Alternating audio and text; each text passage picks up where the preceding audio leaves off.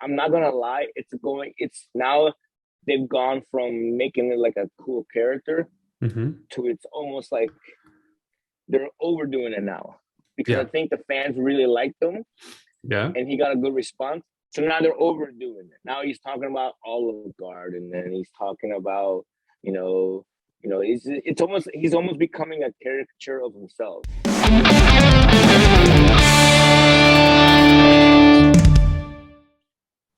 Today's guest of the Last Minute Wrestling podcast is an Italian for a change. For every once in a while, I like to do that.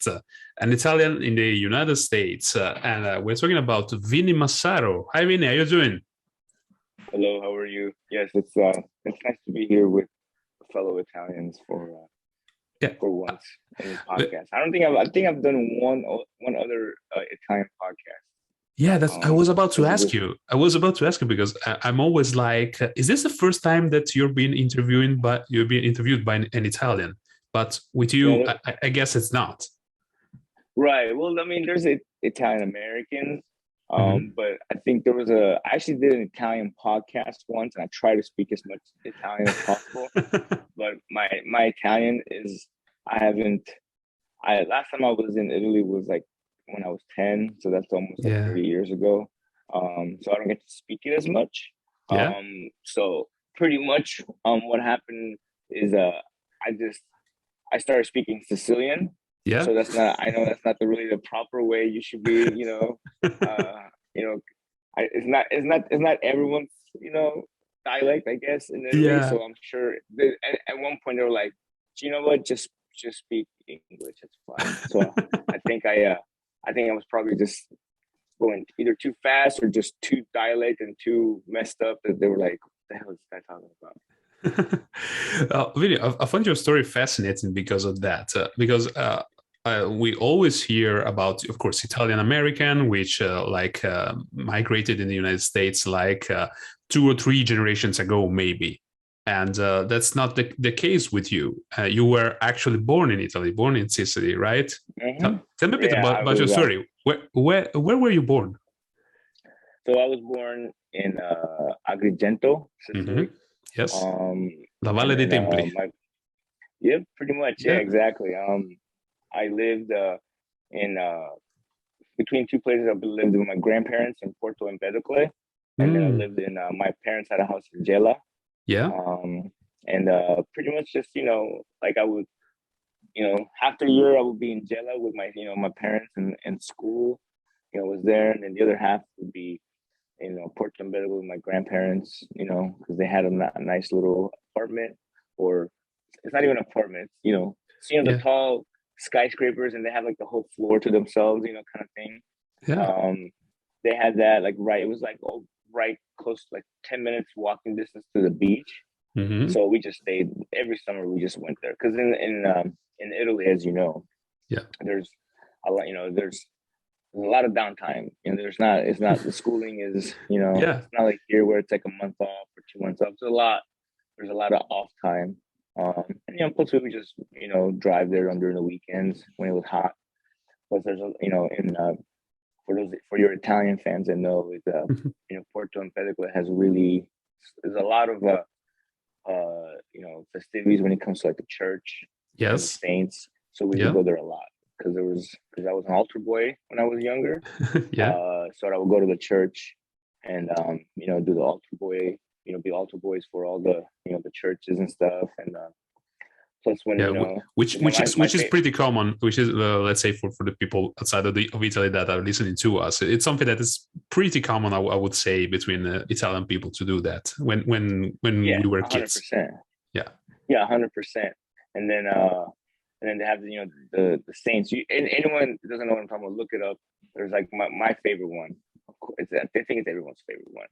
Is the San Calogero, uh-huh. where you guys gotta look this up. It's hard to explain, but basically they would get a big statue of the Saints, Yeah, and this one like they would just have like say, just all of them, all the Saints, and they would just walk down the street and they would walk and they'll play like somber music and people will like give money, but for all kinds of different Saints, like and everyone, there's a bunch of different saints. You can, saints for the, patron saints of everything. Yeah. But Sankalojiro was famous because he liked to play with the kids. He liked to play soccer with the kids.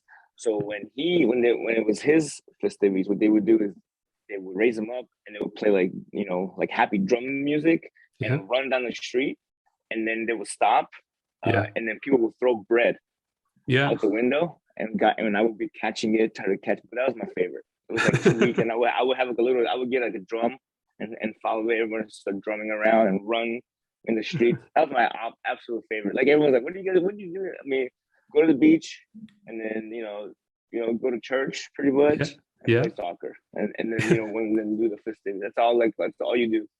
Do you still follow soccer? All the time, yeah, of course, as much as possible. It's kind of hard. It's kind of hard because you gotta like actually go out and find the games. They're not like as easy as you turn on TV. Like here, here. There's college basketball, college football. There's everything. For soccer, you gotta find you gotta go like ESPN .com and find this, or get a.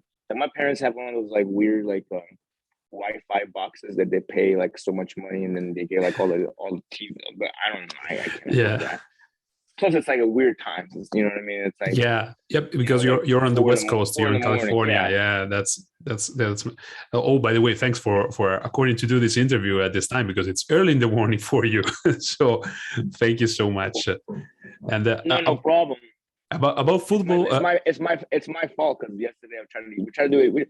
For those people that don't know, we've been trying to do this for a while, but every single time. Well, we tried to do it on Tuesday at my 7:00, which would have been great. But then Cain Velasquez, an MMA UFC fighter, he wanted to come train. So he's like, can you come train? So I had to cancel. Then we tried to do it Friday. And then there's this thing, for those of you that don't know, there's this thing in California called traffic. And it's really bad on Friday night, terrible. Literally, I got home at 8:30 at night. It was ridiculous. So is it because of Cain Velasquez that we had to cancel once? Oh man. Yes, go ahead. Yeah. Cain, how dare you? Cinema bill.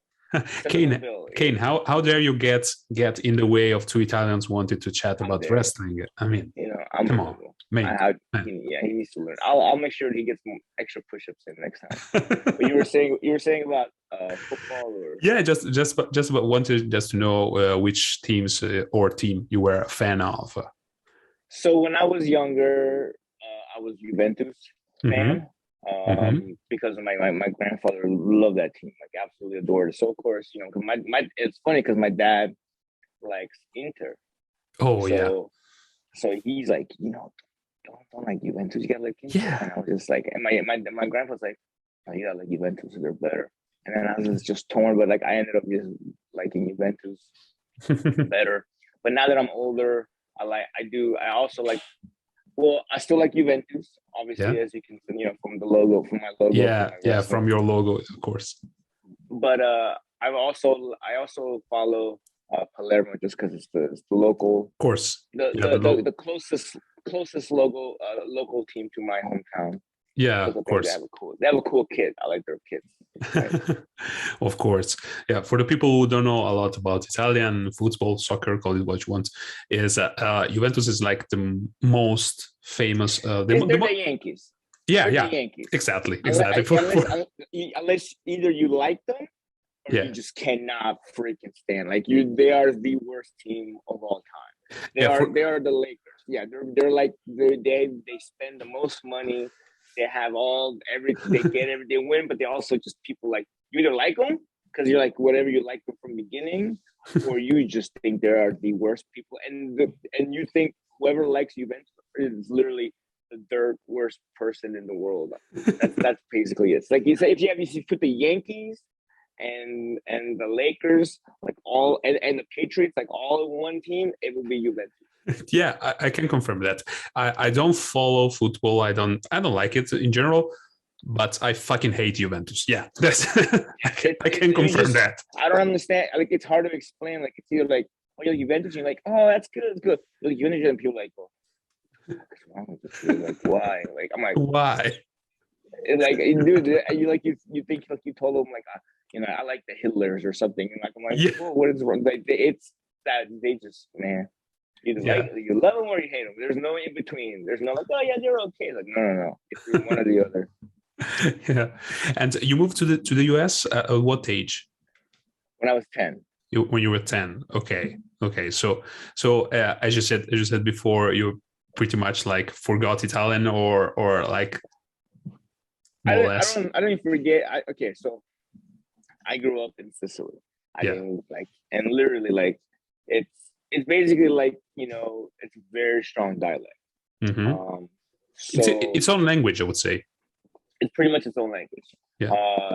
So so what happens is that's all I remember. But I also haven't spoken so much of it, so it's kind of like they call it like broken English, my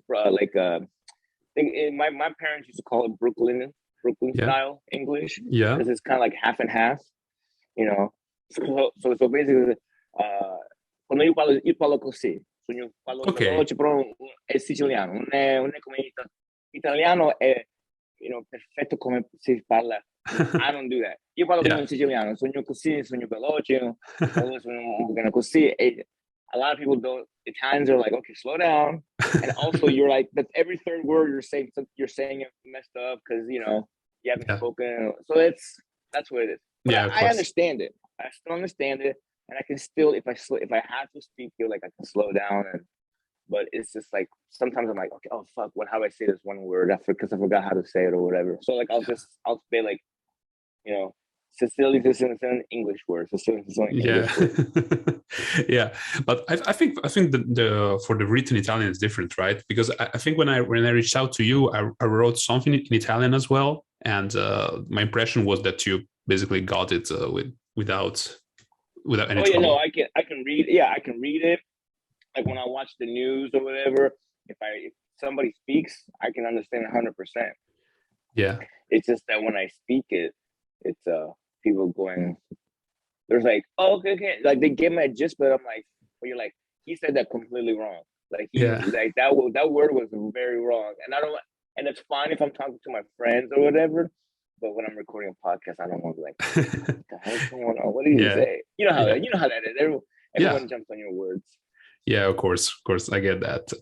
And since you moved to the US, I mean, you've like you're probably one of the people in wrestling who had the most diverse and incredible catalog of matches. It's something. I don't know. Yeah, I guess so. Sometimes when I think about it, I'm like, yeah, that's pretty. I'm definitely not one genre of wrestling. That's for sure.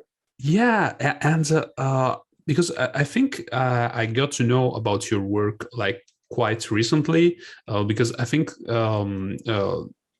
from Wrestling with Regret, Brian Zane, I think he mentioned you in one of his videos, and I was like, whoa, this Italian guy was that. And I saw that you had basically wrestled everyone. You trained Cain Velasquez. It's something that's very incredible, and still I was like, why didn't I know about this guy before? That's amazing. Just to give us an example of like a couple of the names that you wrestle with, trained with, like just to blow the people's brains. Basically, that's what I'm asking you. Oh, okay. Well, I mean, there's the easy ones that you can go like, I wrestled with Mitsuharu Misawa, the Japanese legend. I wrestled Ultimo Dragon, Jun Akiyama. Those are some of the Japanese legends. I wrestled Blue Demon Jr. from Mexico. I've wrestled Super Crazy Tajiri. I wrestled John Cena before he was John Cena. When it was in UPW, was it at the time? Yeah, when he was Prototype. Okay. Frank Kazarian, Christopher Daniels. Low-Key. A lot of the indie guys. That people might know, but I have wrestled a lot of different people. I've wrestled for CMLL in Mexico. In Arena Mexico, you wrestled as well, right? Yeah, I wrestled for All Japan Pro Wrestling. So I wrestled for XPW. If anyone knows, if anyone can remember that crazy Uh-huh. promotion, I wrestled for them. I was in the King of Indies. Yeah. APW King of Indies. I was first for Lucha Underground a few years. Mm-hmm. So wrestled Pentagon there, and I was one of the first people that got my arm broken. Yeah. Anyone wants to go back to season 1, and there was like a guy, an Italian guy that I was like the second guy that got his arm broken. Yeah. All the famous people, all the famous getting their arm broken by Pentagon. I was one of the first ones. Yeah, yeah. That's really a who's who of of wrestling. I mean, Mitsuharu Misawa, and I think literally there's no one that can say that they wrestle Mitsuharu Misawa and John Cena as well. That's like, I think they looked it up. And it's like me. I think it's me, Samoa Joe, and Cesaro. oh, That was it. oh crap. Those are the 3 people. I think somebody looked it up. It's like, that's got to be like, yeah. It's funny. Somebody the other day was saying that you can literally do the, what is it, 6 degrees, 7 degrees of Kevin Bacon, what you can do with 6 degrees of Vinnie Massaro, and pretty much you can go all the way down. What do you remember of that young John Cena, for example? He was very quiet. Definitely not the same person. He was definitely the person from the Ruthless Aggression when he first came out. He was just just in there. All he cared about was just doing his job. He wasn't he wasn't the rapper John Cena. He was just all about I'm gonna go out there and have put on the best match I can. Like you know what I mean? It wasn't. It was very, very little charisma. And of course, he looked amazing because he was he had the physique of a genetic freak. Yeah. Because he was the prototype back then. But yeah, no, he was just literally like just all about business. I guess he was he was so he was probably just more concentrated on getting the wrestling part down, that he didn't figure out that it's half of it is in performance, the other half is the charisma, and making sure there's a connection with the fans. Yeah, that's very important as well.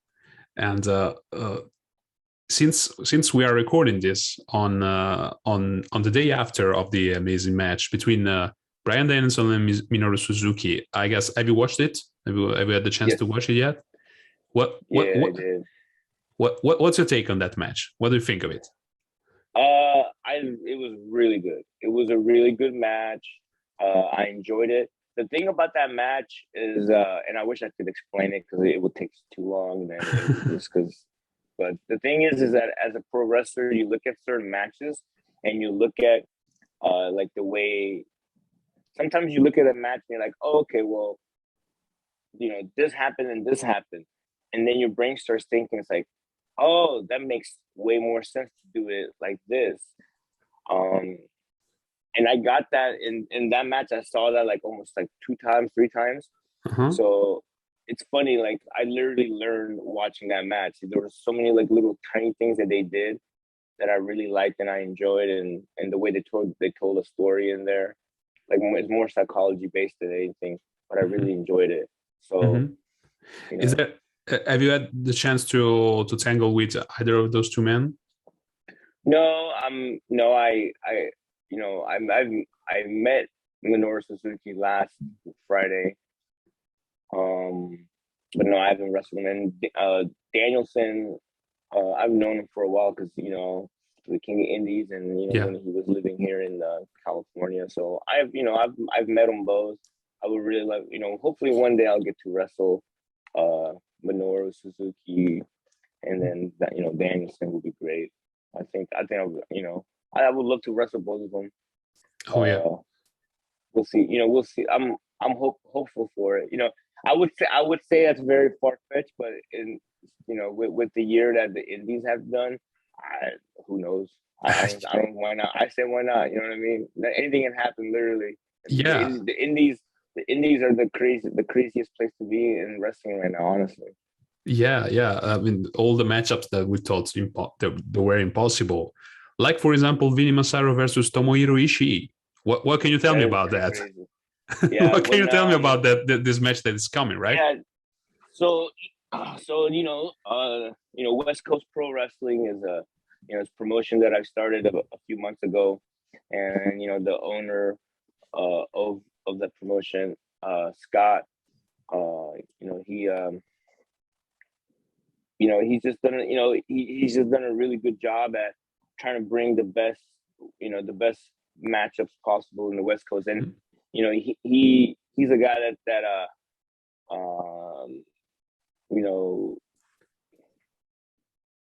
how do I say? He's a guy that's been, Scott Bragan, he's a guy that's been watching wrestling for a while, and he's a Bay Area guy.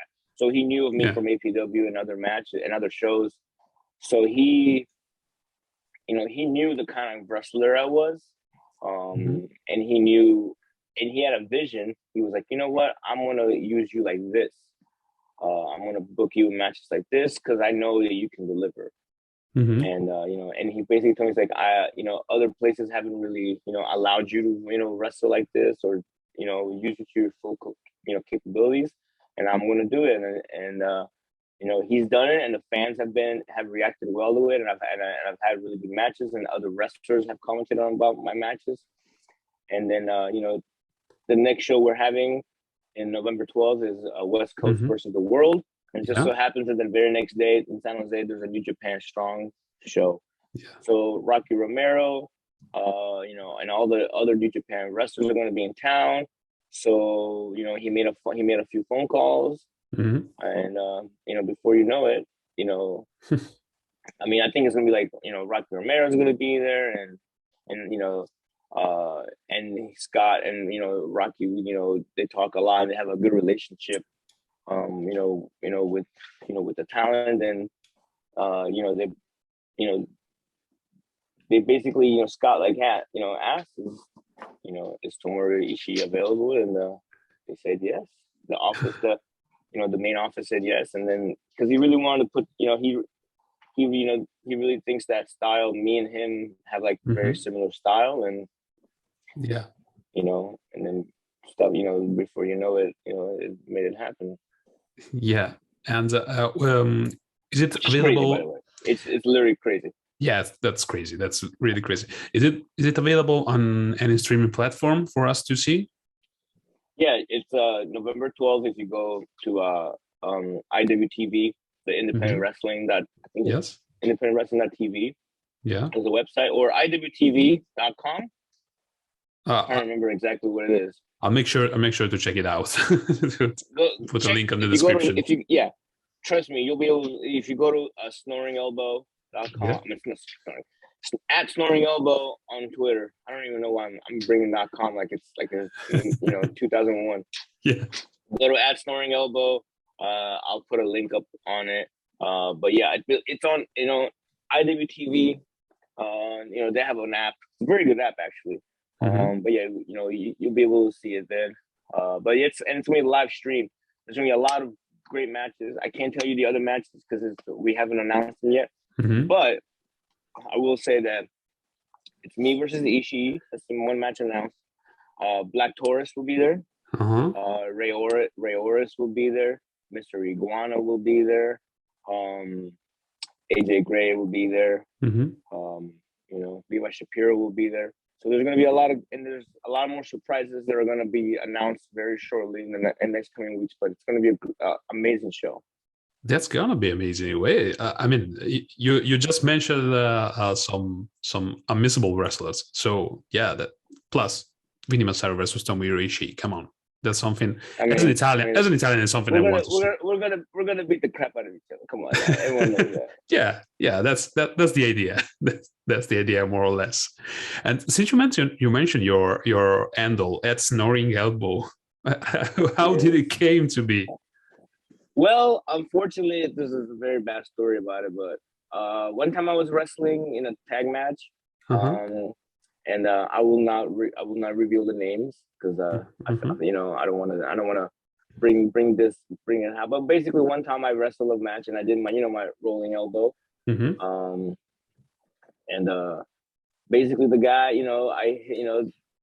things got a little bit, weird in the ring, and I ended up hitting him square in the jaw.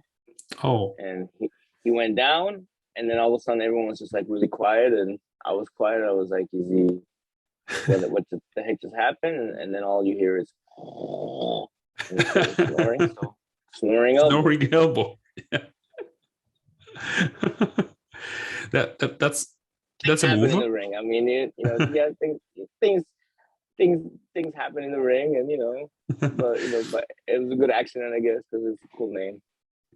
Vinnie, you've been wrestling for so many years, and I remember that you put out a tweet once saying that people in their promo packages online, like young wrestlers, they use the fuzzy TV screen filter, whereas you had literally had it on VHS, so you didn't need a filter.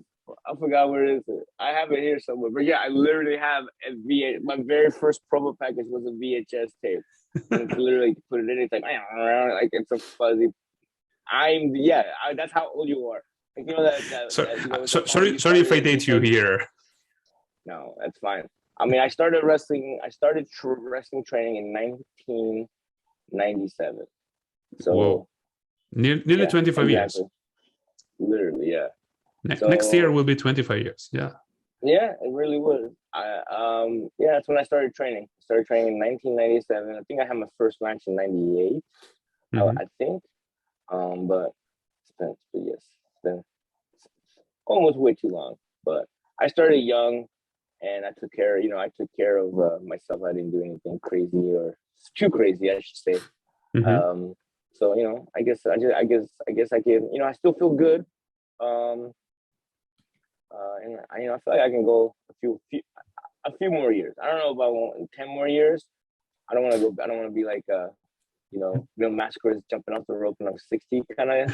But yeah, a few years for sure. And then when I retire, I'll still be able to train. And I think that's one of the reasons why pro wrestlers never retire, or they hang, because they miss that feeling of wrestling. But I think for me, training the young people, that helps, that brings, that's a good mixture. So if I can't wrestle in front of crowds, I'll be able to train, and to me that's just as good.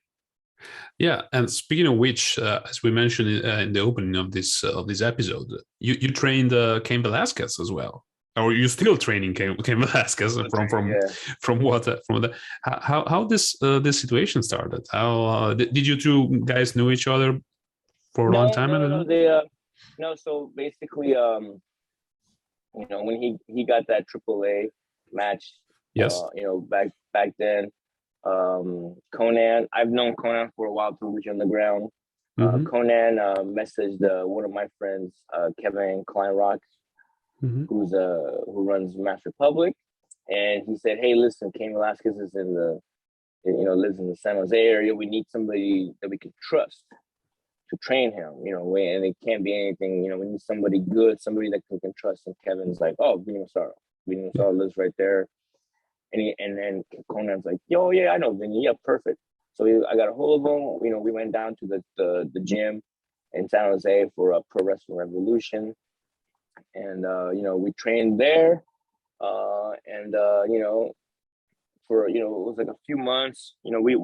I did it for like a couple of months. We couldn't even announce it because Conan wanted to be a secret. And then he wrestled, and then I trained him a few more times.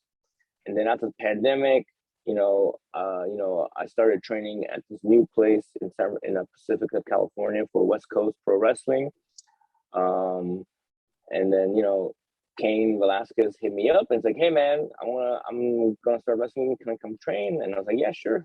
And then now he comes over to the place in Pacifica, and I think I'm actually thinking I'm training him next week too. But he's got a couple more matches, and hopefully I can persuade him into doing some indie bookings, and me and him can tag up. He said he's up for it. He said he really wants to do it. But obviously, I'm sure by the time this gets out, he'll probably be signed somewhere or something like that. Yeah, because I remember when he had that match in AAA, it was amazing. He did some sick hurricanranas and stuff like that. Was it because of you? You were responsible for that. I would love to say that it was all me, but it was a lot of other wrestlers that were there. Because once he got, he when I got him, he had like literally nothing, so he didn't know anything about pro wrestling. So I was doing I taught him a lot of more of the basic stuff. But then when he went, I showed him a couple things here and there, some arm drags and stuff like that. But once when he got to Mexico, I think he got in the ring with some of those lucha guys. I know how to do wrestle lucha, but by all means, I'm not a maestro of lucha libre. Yeah, of so course. When he got to Mexico, that's when he started. He trained with the some of the other wrestlers, Psycho Clown, and they taught him some stuff like that. But my deal was I taught him more. Just the basic stuff, just because literally it was started from scratch. But every now and like last week I taught him some I had him doing some tijeras and some. I'm not gonna say I'm not a maestro, but I know some stuff from lucha, so I can teach him a little bit of that stuff. But I think he wants to be like a hybrid of lucha and also shoot style, UWFI, suplex, and I could definitely teach him stuff like that. Plus, he's a natural. He knows how to do all that stuff for himself. So he's a natural when it comes to that. He's a great athlete too, and he picks up a lot of stuff for himself. Yeah, I can imagine that. And he came out in a mask. Whose idea was for him to wear a mask? Because I remember to think that oh, okay. Yeah, that was all his idea. Because he want. The first day he told everybody, Conan, he told him, like, I want to do lucha. I'm here in Mexico. I want to do lucha libre. And I respect him for it. He's not like, let me just do my MMA stuff and everyone work around me. So I respect him for that. But I think now that, he doesn't do, MMA anymore, I think he really wants to do pro wrestling. So hopefully, I've taught him some suplexes. I've taught him, behind. I can't tell you what but I've taught him some new moves and something very cool that he's going to be able to start doing soon. And like I said, hopefully I can persuade him to do some indies. Hopefully I can, me and him want to tag up. Maybe somebody will allow, me and Cain tag up, and we can, go crazy over somebody. Yeah, that would be amazing. And talking about you, we already said that you have this Ishii match coming up. But is there like any upcoming booking that you can't wait to have some matches that you're really looking for? Well, besides the Ishii match, obviously that's the only main thing I'm thinking about. There's a lot of there's October. I want to say it's. Hold on, let me think about this. It is October 29th. In Las Vegas for Grab House. It's a great new promotion. It's they're going to be doing a lot of good things. And then the 26th in Burbank, there's the Who Nanny, which I'm wrestling KTB, which is a really great show. Basically, if you go to my my Twitter at Snoring Elbow, you can check it all out. But yeah, the ones I'm really looking forward to is the Who Nanny on the 26th. I think that's on Fight TV. Grab House. I think they have a Twitch channel. Then the last week of the month was very busy. October 26th, I have a show, the Who Nanny in Burbank. October 29th, I have a show in Vegas for Grab House. October 30th, I have a show, TWF. It's a Halloween show. Yeah. And then the next day I rest. and then 2 weeks later I have the Ishii show. But honestly, to be honest with you, those matches I'm very looking forward to. But the main thing I'm looking forward to right now is my training. Is the training school, trying to get that build up. Trying to get as many students from from anywhere.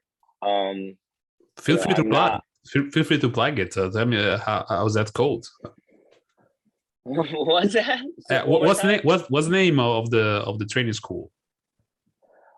It's just the West Coast Pro Wrestling Training School. Oh, okay. I don't even think. You know what? I don't even think we've thought of a name. We just want to do the West Coast Coast Pro Wrestling Training Academy. That's good enough for me. Yeah.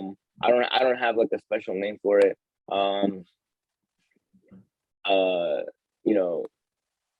The main thing for me that I basically I don't have a fancy name for it. But but no, it's just the West Coast Pro Wrestling Training Academy.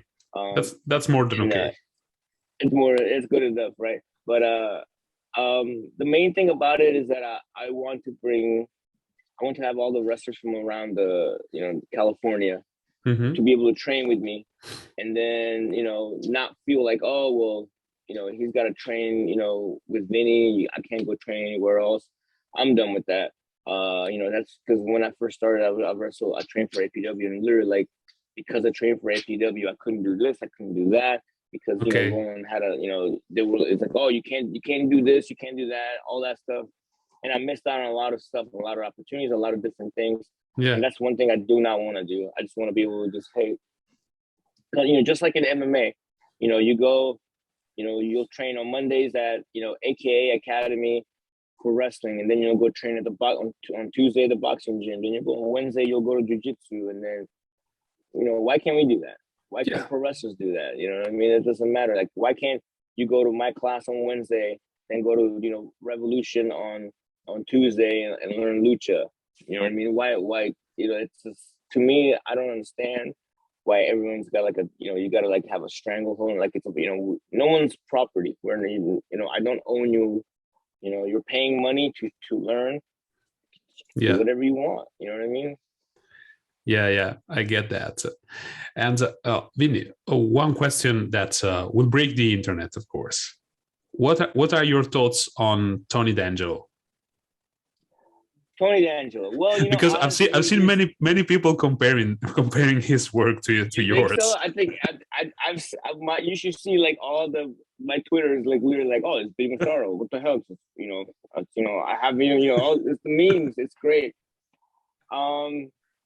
So at first I was like, oh, okay, it's nice. It's a nice Italian. I like Italian. But in the first couple of vignettes, they were I liked them. They were cool. They were funny. They were good. Yeah. But then I saw him wrestle, and he had the wife beater and the tracksuit, just like how I wore it at Lucha Underground. I was like, oh, okay, hey. I mean, listen, literally, it's so funny because everyone's like, "Oh, where'd you get that stuff? Where'd you get all the?" And I literally, this is a funny story. I went to Lucha Underground, and they were like, "Man, you know what?" I go, "We should have you change your outfit." And I was like, "What if I wear a wife beater and a velour tracksuit, right?" And they're like, "Oh, that's actually kind of cool. Let's go try to find one." I go, dude, I brought one from my house. So like the one that you see on Lucha, that's the one I have from my house. That's literally the one I brought from my house. It's not like that's from my closet. But I mean, obviously I got it from The Sopranos and mafia movies, and of course, but so it's not like I came up with this great idea. I'm going to start wearing a wife beater and tracksuit. I mean, obviously, my uncles wore those, everywhere they went. So it's not like I'm inventing the wheel.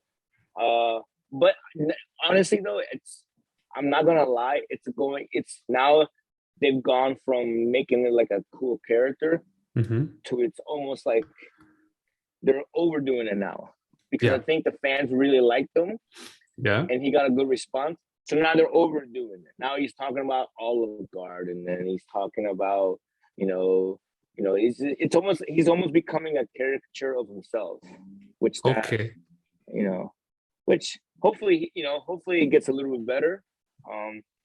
I do, and to any fan that mentions me about it and goes, oh, well, this Vinnie Massaro did it first.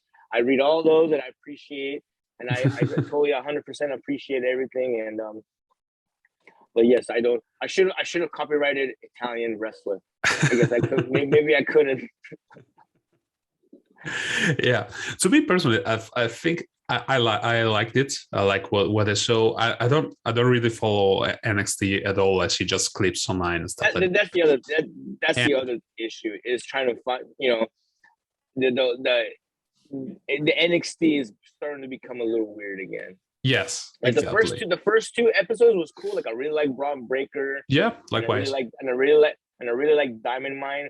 But then like every now and then they do like those weird like like the guy that's like a poker player now. Like I'm like, what the hell is this? Like, yeah, and I think it's like too much of a stereotype, in my opinion. Yeah, that's 100%. Like it was cool the first time. It's like, hey, I'm trying to make money. I was like, oh, okay, that makes sense, no problem. But now it's like, and like I think he got so popular that now they're like, okay, there's a guy in the truck. Hey, what's you guys doing? I'm like, yeah, nobody talks like that.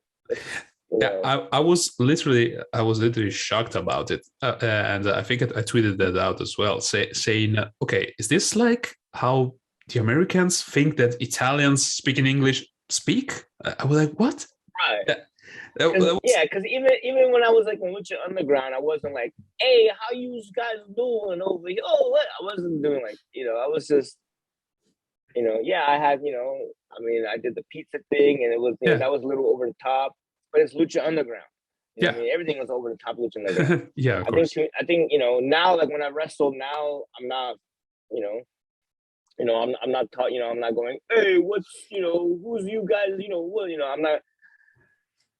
So but the thing that's weird is those first 2 weeks, he wasn't doing that. He was fine. He was just normal Tony D'Angelo, and it was great. But I think he got so popular that they're like, all right, let's make him more Santino Morella kind of. And I'm like, and I hate to say it. I think in 3 months from now, he's gonna be like that comedy guy, and I hate it. It's gonna suck.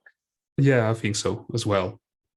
I don't like with when they rely too much on stereotypes, because I think it's lazy booking. It's something like, I mean, it's everyone gets it, everyone knows about it. Otherwise, it wouldn't be a stereotype, of course. But you hook some people at the beginning, but you lose them very quickly. Exactly.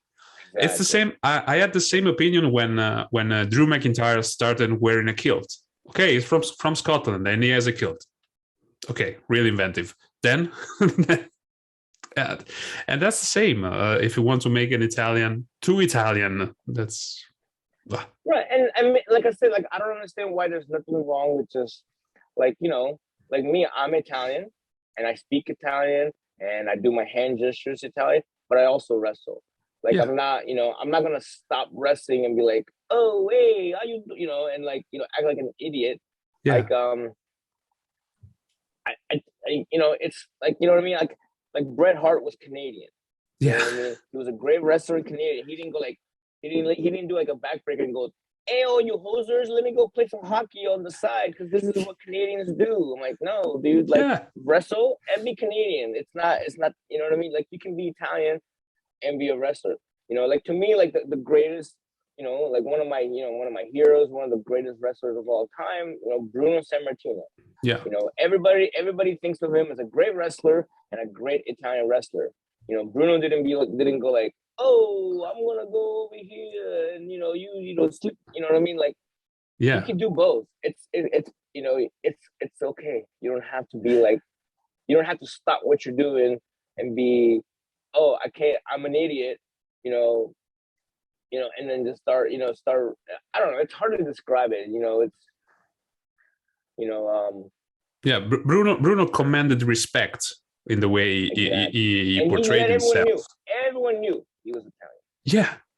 He was an Italian immigrant, just like me. He was an Italian immigrant, and everybody knew it, but it didn't define him. You know what I mean? He was a great Italian wrestler, and that's what I would like to be known as. Obviously, Lucha Underground, you know, it was an over the top place where, you know, there was a lot more gimmicks. I mean, Yes. it would have been really hard for me to try to be popular in Lucha Underground as a pro wrestler when there's a literally a fire breathing dragon Yeah. in the roster. You know what I mean? So Yeah. that's why I had to do the pizza thing. Yeah. You know, to get over, and it did. It got me over, but it doesn't. You know, I'm not doing that every single time I wrestle. You know what I mean? Yeah. So, and that's the thing that I don't get about. That's the one thing that I don't like about NXT 2.0 is that they'll do like Braun Breaker, you know, badass wrestler. They'll do Diamond Mine, where it's literally two guys like great amateur wrestlers, and then in the same hour they'll have, you know, the I don't, you know, like that, the Chinese, you know, Tiansha that walks, you know, so it's like, you know, or they'll do like, you know, the you know, the poker player or whatever. So it's like it's like they're a little bit of it, they're trying to do too much, you know what I mean? They're trying to figure out, like, I know they want to be WWE, you know, like main roster where everyone's a character, and they also trying to be NXT like it was before, where it was like all work rate people, and they're trying to do both. And I'm like, you know what, you just gotta pick a side. Just pick what you can't have Tommaso Ciampa, you know, his gimmick is just a great wrestler. He's a hard, you know, and Timothy Thatcher in there, and also have Tony D'Angelo and, you know, this guy, and you know, and have also, you know, these weird gimmicks. You know what I mean? It's hard to, you know, like you can't have Joe Gacy talking about, you know, cancel culture and stuff like that, and then also have, you know, I don't know. Yeah. To me, they're trying too much to do, like, to appease to everybody. I'm like, just pick, you know, like Lucha Underground was like, hey, listen, we're this crazy promotion with crazy gimmicks. Yeah. That's it. You know That's it. Yeah. You know, you know your role. You're not gonna find, you know, first name, last name. You know, we're not, you know, Lucha Underground doing, okay, hey, this guy got beheaded and he's like this woman's 1,000 years old. Also, we're gonna put on this great technical match right after. Like, no, they were just like, dude, we're fucking all in on this. Yeah. You know. So, and, you know, and like Ring of Honor is the opposite. You know, they're like, hey, we are 100% boom. You know what I mean? All 100% work rate kind of thing. So. Yeah, that's you gotta pick a side. Yeah, I agree with you. I agree. And Vinny, before I let you go, a couple of quick questions. You mentioned Bruno Sammartino.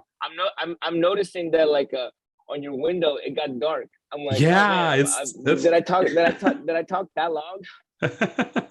yeah, it was. Now it's pitch black outside, and you mentioned Bruno Sammartino, of course, and like, if you can give us like I wouldn't call it a top 3 or 5 or whatever, but like a few great Italian wrestlers that comes to mind, and why do you like their work, like contemporary or from the past as well? I mean, Bruno Sammartino, obviously it's got to be the number one. Yeah. You know what I mean? Indeed. I think he's, you know, I think he broke the mold. I mean, even just, you know, in pro wrestling, he's one of the top 5. You know, I'm one of my top 5, and of course he's Italian, so, you know, he's got to be up there. There's a local wrestler from out here, Moondog Ed Moretti. He's one of my favorites too.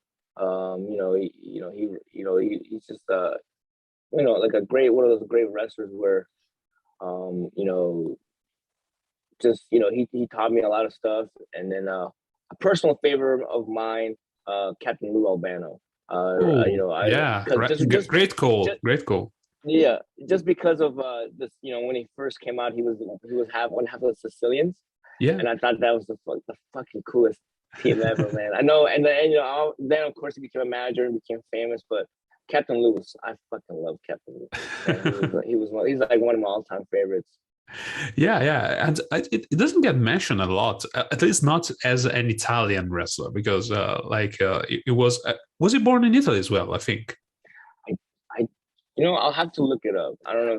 I think he was born in Italy, but like I think he was, because I mean I think he was, but he's definitely Italian. I mean, you know, 100%. Yeah. He's definitely Italian. I mean, you know, like for those who don't know, Lou Albano wrestled as one half of the Sicilians. Yes. And it was literally like the coolest fucking team. They were called the Sicilians, and they're just badass. It's like the coolest thing ever. Yeah. And one very last question before I let you plug all of your stuff. Where can we find your merchandise and stuff like that? Once and for all, let's settle this. Explain to the people in the United States, in the UK, China, Africa, wherever they are. Explain to them. Pineapple does not go in pizza. No way. No. No. Explain to them what's this gesture. The hand gesture. This. Yeah, what? Because people mistake it a lot. They think that Italians just use it like to say hi, how are you doing? No, it's not like that. It means everything. It literally means everything. It means like, hey, how you doing? But also means, what in the hell are you doing? Yeah. To me, it's like, whoa, look over there. Look at that nice woman walking down the street. Yeah. Look at that nice plate of pasta. Yeah. To are you out of your fucking mind? It's literally it can mean everything. Anything and everything. It's the exclamation point. Yeah. To anything. It's literally you want to emphasize. You want to how the kids say, you want to upvote, you want a heart emoji. This is the original heart emoji of words. Yeah. Absolutely. Fire emoji. Fire emoji. Yeah. Fire emoji would be the better. Yeah.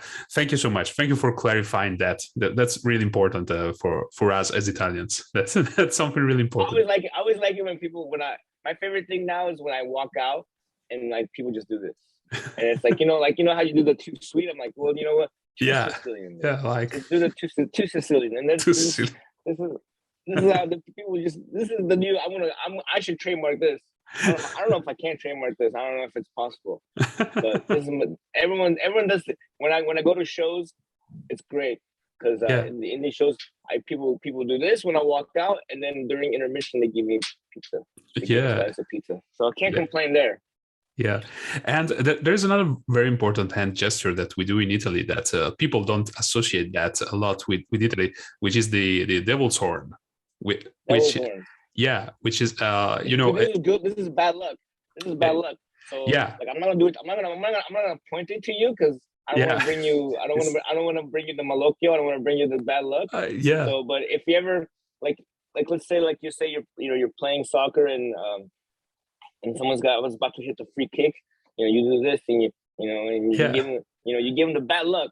You give them the bad luck. Yeah, exactly. And this has been popularized in heavy metal by Ronnie James Dio because it was from because his family was from Abruzzo, and he said that he learned this from his grandmother.